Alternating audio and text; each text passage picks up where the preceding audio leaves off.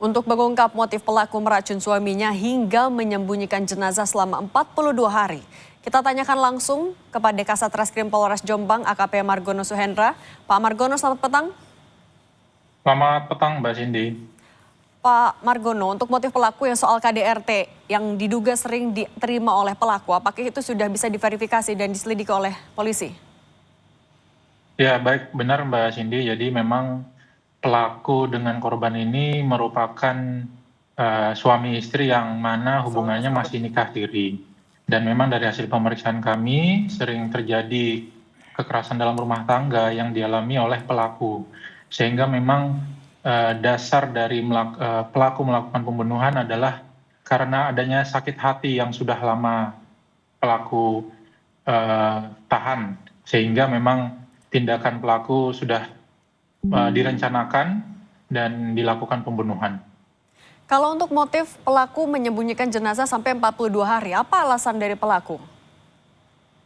Jadi memang benar Mbak, awalnya pelaku ini membeli racun tikus yang mana motifnya itu ketika memang ditemukan adanya bangkai tikus, maka pelaku menyebarkan di samping rumah. Sehingga pada saat ditanya oleh warga, oleh tetangganya, ini pelaku selalu menjawab karena bangkai tikus. Sehingga memang pada hari ke-40, pelaku dengan sadar hadir di Polres dan menceritakan apa yang telah dilakukan pelaku terhadap korban. Dan tetangga sejauh ini selama 40 hari itu apakah sudah pernah ada yang melapor kecurigaan? Kalau kecurigaan ada Mbak, dan karena memang bau yang dikeluarkan dari mayat yang sudah tidak bisa dibendung, sehingga memang ada laporan dari masyarakat dan kami melakukan penelusuran, dan saat itu juga memang ada laporan dari pelaku di Polres Jombang, sehingga kami langsung mendatangi TKP dan memang benar di dalam rumah tersebut ada mayat yang sudah kurang lebih 42 hari, dihitung dari tanggal 14 Mei 2025. Kalau dari keluarga, apakah pernah ada laporan yang melaporkan karena tidak pernah melihat sang suami selama 42 hari? Adakah laporan orang hilang misalnya ke polisi? Baik Mbak, jadi memang alibi dari pelaku pada saat ditanya oleh keluarga korban itu selalu menjawab bahwa korban ini bekerja di wilayah Sumatera, yaitu di Provinsi Sumatera Selatan Palembang, yang mana pada saat nanti pulang nanti akan dihubungi kembali. Namun memang semua itu hanya alibi yang dilakukan oleh pelaku untuk menutupi bahwa pelaku telah melakukan pembunuhan dengan meracuni dan juga melakukan penganiayaan terhadap korban.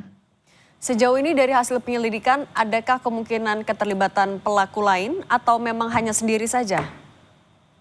Baik Mbak, jadi sampai saat ini pelaku merupakan pelaku utama, yang mana memang ada saksi yang dimintain tolong untuk bergeser, itu pun karena pelaku tidak mampu mengangkat korban dari arah dapur menuju kamar, sehingga saat itu pelaku menghubungi saksi hanya untuk memindahkan.